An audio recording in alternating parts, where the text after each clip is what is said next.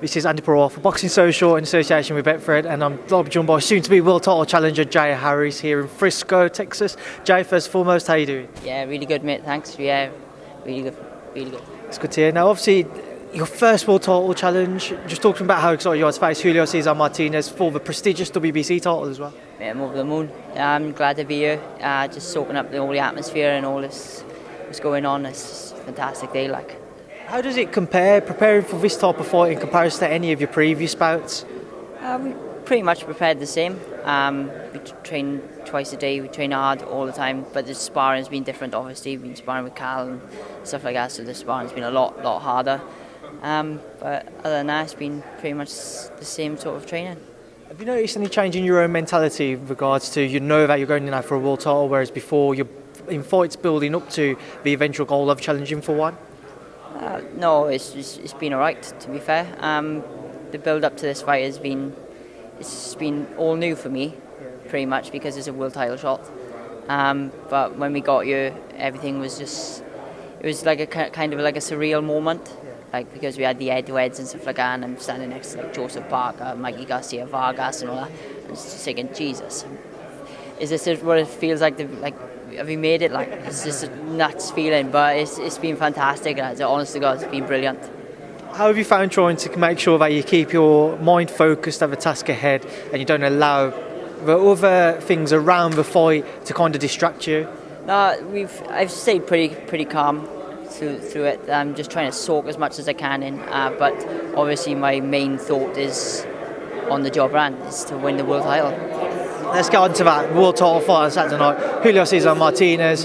What have you been preparing for? A war, maybe. I know he likes to come forward. That's what he does. He comes forward, tries to bully his opponents. But I've prepared myself in such a way, I think, and I think I can just handle whatever he's got. How do you expect the fight to play out between yourselves when you're in the ring on Saturday? I think it's going to be a right tough fight. I think the fans are in for a treat, pretty much.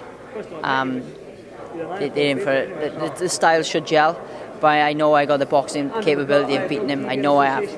What would a win do for your career after Saturday night? It'll propel me. It'll change my life forever, 100%. It'll change my life, my family's life. It'll just be fantastic. I'll be living the dream, won't I? Now, obviously, you mentioned you sparred Cal Yafai as well. He's also in his own world title contest, defending his belt against Roman Gonzalez. What are your thoughts on that one? I think Cal is going to be too big for him. I honestly do. I think Cal's going to win. I'm backing Cal all the way. I really am. He seems like he's got that little bit of excitement. You know, when you got like a big fight excitement, you can see it in his face. So I think he's going to have the edge on Saturday night. What were those sparring sessions like between yourself and Cal? Hard. They were hard. Yeah, but they were great spars. I hope he would tell you the same thing. But yeah, they were good, tough spars. It's what I needed. It was a perfect preparation for this fight, pretty much. And I couldn't thank him enough for having me up on his camp as well. And obviously, this past weekend, there was just a small matter of Wilder Fury 2 out in Las Vegas. What was your thoughts on it, Jay? I loved it. I did. We watched it here, but fair dues to Fury, he beat him up, didn't he?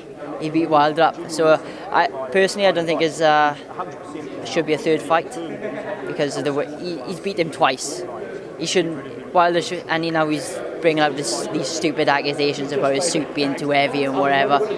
But I honestly think he hurt him early, perforated his eardrum, I reckon, put his equilibrium off. He was just all over the shop.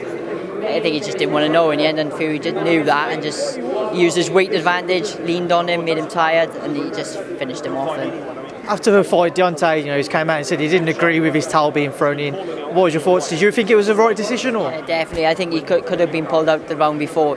If you've seen him on the stool, he was like a defeated man anyway. Do you know what I mean? So the trainer really should have just went, that's enough.